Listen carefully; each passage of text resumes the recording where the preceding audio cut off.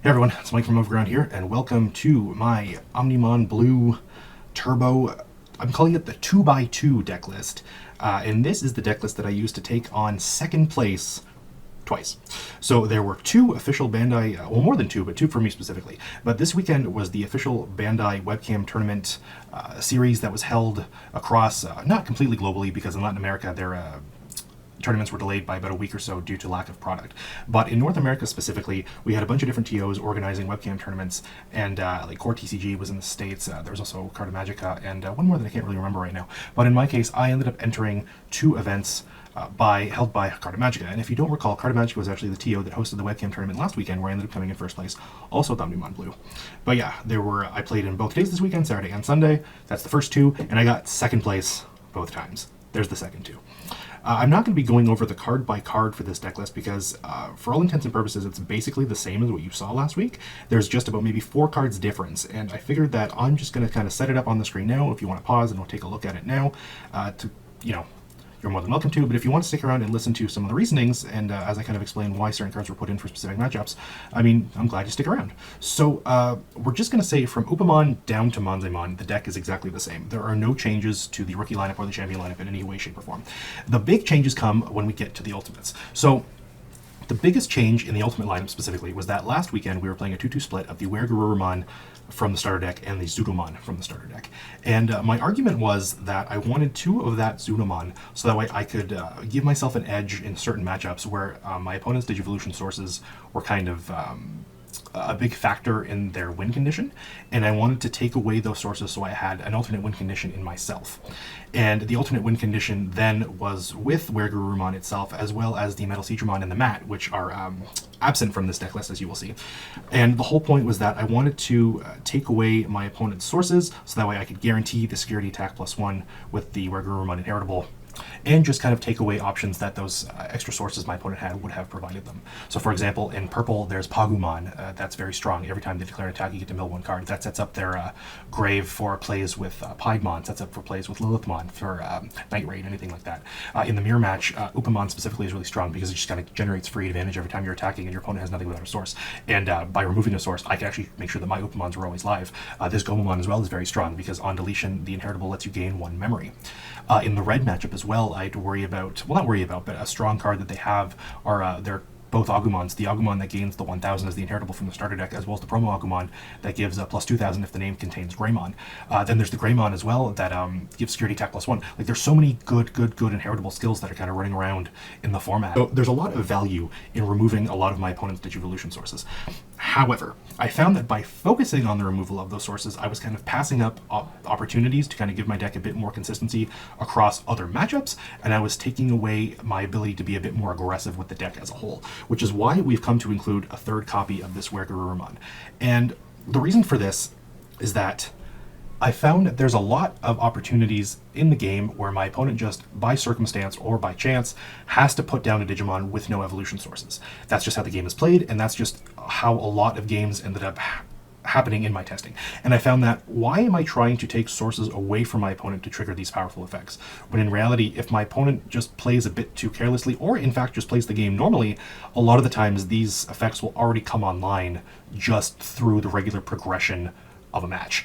And I felt that by bumping up the Weregurumon to 3, it gave me more opportunities to hit that extra security attack +1 bonus stat, and take security cards away from my opponent a lot faster. And if you combo that with the Omnimon as well, where you're getting in, or the Weregurumon even, where you're getting in double attacks, you're potentially taking away 4 securities with 1 single Digimon. So I didn't want to sleep on that, and I felt that this was a very powerful option, and I wanted to increase my ability to draw into it. The next card that's changing is now we're playing one of the Set 1 Zudomon. So we actually were against the Set 1 Zudomon earlier on because we felt that we were never actually going to hardcast it, and that was kind of a poor argument in my defense. I severely slept on this Zudomon, and I really neglected its inheritable skill a lot. In tandem with the Weregurumon, there's just a lot of times throughout the progression of a match where my opponent will just have a Digimon with no sources on the field, and that is when this Zudomon shines. This Zudomon, if you're unfamiliar, the inheritable is that when attacking, if my opponent has no sources under one of the Digimon, I get to gain 1 memory. So the reasoning behind playing the Mat in the previous list was that I wanted to be able to kind of mitigate memory choking potential, and I wanted to give myself more opportunities to gain more memory in the mirror match and in matches where my opponent is smart and just trying to deny me memory. So what the Zunamon does instead is that it is a body that can provide me more memory. It will actually, serves to step on up into a Mega and then potentially an Omnimon that I can keep swinging with and keep kind of reaping that free memory advantage over my opponent's Digimon when they don't have a source. So whereas the mat, I just kind of paid 4 for the sake of paying 4, and it kind of paid dividends down the road while giving me 3 every turn after that. The Zunamon for a 3 cost allowed me to go into an ultimate right away when necessary, and then kind of gave me 1 extra memory every turn following. But the problem with mat was that I didn't want to pay 4 memory for the sake of paying 4 memory. I wanted to use my memory very efficiently every single turn to set up an evolution chain or to set up the base of an evolution chain every single turn. So that is it for the ultimate change. Now, the next 2 changes are going to be down here, because as you'll notice, they're the only 2 non-blue cards in the deck. So I've already alluded as to why we took the mat out, but we also took the Metal Seadramon out. And the Volcanic Dramon, actually, if you paid attention to the previous video, I said that I would have rather have Volcanic Dramon in the deck other than Metal Seadramon. And I'm going to shout out George Moniz, Aspira TCG, because I completely stole this tech from him, and I'm not sorry.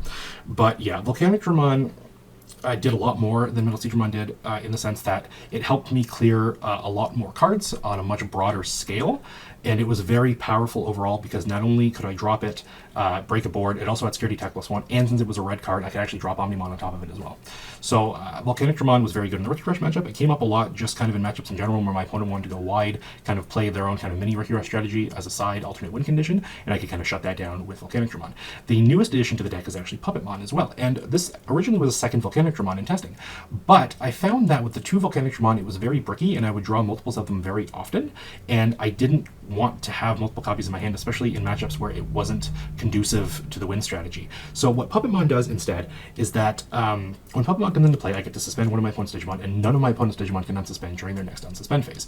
So also, as a bonus, when Puppetmon declares an attack, I get to gain 1 memory. So this is another one of those kind of memory boost cards to kind of mitigate the choke and kind of put myself in a better position if I'm ever on the back foot. But what Puppetmon really did is that I wanted a card that could give me a reprieve from a turn if I didn't necessarily have the right cards in play to build up a proper chain or to fight back properly. And so if my opponent at least left me with 1 memory and I couldn't necessarily do anything, what I could do is that I could slam Puppetmon onto the board, kind of prevent them from going in for the game shot next turn, and then depending on what memory they give me on my next turn, I could take a look and I could kind of reestablish and reevaluate what my options would be. Unfortunately, Puppetmon probably underperformed the most out of every early card in the deck, as well as underperformed the most out of the newest additions. I found this especially because it was very subpar in the blue mirror match, which I wasn't expecting a lot of, but I still should have respected it, and that's because of this Garurumon specifically, because by giving my opponent a ton of memory, by dropping this Puppetmon, basically this Garurumon is free and allows them to, and by playing it allows them to unsuspend one of their other Digimon that I would have otherwise tried to suppress with Puppetmon. So at the end of the day, what would I cut Puppetmon for? I'm not actually sure, but I'm glad I had it in the deck because there was a lot of niche circumstances where he ended up not necessarily winning the game, but kind of putting me in a better position to win the game. So while I wouldn't necessarily call him an MVP, I definitely would give him points for being an assist. But yeah, that is it. This is the deck list that brought me to 2nd place 2 times in a row at the official Bandai Webcam tournament this series this weekend on my end in Canada, hosted by Carta Magica. So what do you guys think? What would you have changed? Is there anything that you would want to add in or take out of this deck list specifically? Do you feel that my reasoning for these changes is correct? Let me know in the comments. I love having these conversations with you guys. I love kind of involving the community, and I love sharing my thoughts and my opinions about cards and strategies with everyone. So, and if you feel that I'm way out in left field or I don't know what the hell I'm talking about, let me know. I love kind of having that discourse with everyone and kind of sharing thoughts and opinions. So if you guys like what you see, please make sure to like and subscribe if you want to. And yeah, this is Mike from Overground. Have a good one, everybody.